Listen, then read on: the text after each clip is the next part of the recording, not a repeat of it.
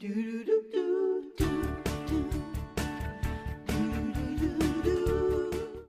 she is here to show us how to revamp an ordinary denim jacket. Please welcome the never ordinary Orly. I like these intros you're doing more and more every time. This is really cool, Orly. It is. It's not my idea. It's a technique that we've seen a lot lately in fashion because there is so much that's Victor and Rolf. Look at that jacket. I mean, oh my God! This entire thing is basket weaves. It is just a work of art. They did it on expensive, right? Yeah, exactly. Yeah. And you can see they did it on denim there as well, in sort of different places and patches. So this is a really huge trend, just because one of the biggest things in fashion right now is just individuality and texture and detail, and things are looking handmade and custom. So it's great because this is not, even if you did this production-wise, it would still look handmade. It should still look handmade. That's so you can do it is. yourself. Sure. Exactly. Okay. So I'm going to show you guys how to do it. I actually got started earlier today, so let's take a look. This is my basic jacket that I decided to start with. I want to use the straight lines that already exist in the jacket to use my ruler against. That way I stay straight. And I decided to go about every inch. Your width is going to depend on how wide and how sort of big you want that basket weaving. So next I created my grid going the other way, and there's my grid. Now, next what you're going to do is take a pair of scissors, pinch the fabric, and cut little slits. This is basically just giving yourself an opening into the fabric. And now you're going to go in and open those up so that they are just about 3/4 of an inch.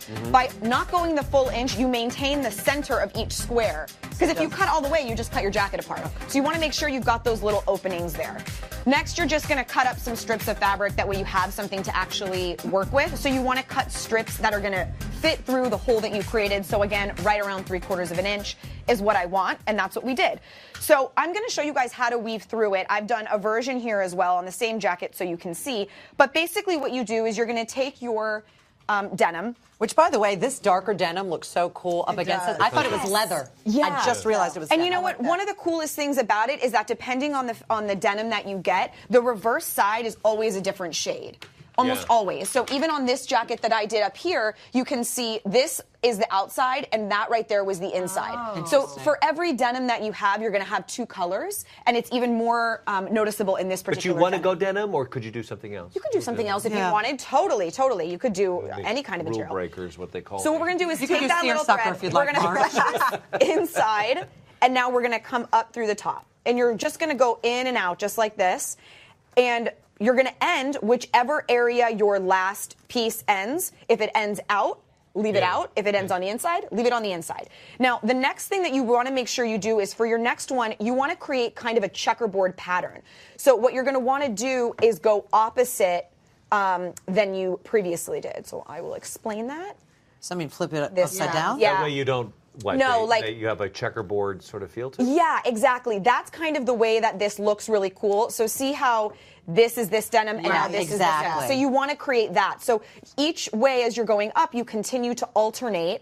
And you can see on this jacket down here, on this, right down here, you can see how that works, right? It creates this sort of checkerboard pattern. You don't want it to be like two here. You want that. When do you flip to the other side, though? So what I recommend doing is all of your horizontal stripes go across this way with all one particular. Okay, got it. Yeah. One particular side of the denim alternating, and then you're going to work your way up with this particular one here. So we will go underneath, and we're going to go now vertically. And so now you would weave your way in like that. And then do you just cut the ends off? Yes. So this is a preference issue here. You can see all these kind of free hanging tabs. What I would do is decide if you want them free hanging and cut them all to the same width. So I could say, okay, I sort of like this hanging here a little bit. I sort of like this a little bit. Now, the only important thing that you have to do is to fasten these ends down in some way. You can use a needle and thread, or you can use fabric glue. This is Fabric Fusion. However, if you have Fabri-Tac or even E6000, I'd recommend that. This isn't quite as strong, but we use that stuff here so much that we ran out. So while you're doing that, I want to ask you, how did you determine where to put this checkerboard pattern? Ooh, okay. So that really depends on a couple of things. First is just going to be design, personal preference. If you have an idea of how to do something, I liked the idea of alternating it. Yep. I caught myself. If you like the idea of alternating it a little bit, then that's how you can do it. What you want to look at, though, is the front of this jacket. Do you see how it's got these really thick hems? It would be very difficult to work with this as a flat surface. Yeah. Where the front of this jacket is that thin, simple denim. Yeah. I love you. and easy I to love work you with. that you're continuing to work. We're fine. We don't need to acknowledge it. Orly We're totally fine. Orly is It's bleeding. not even. Can somebody please? She's dedicated to her work.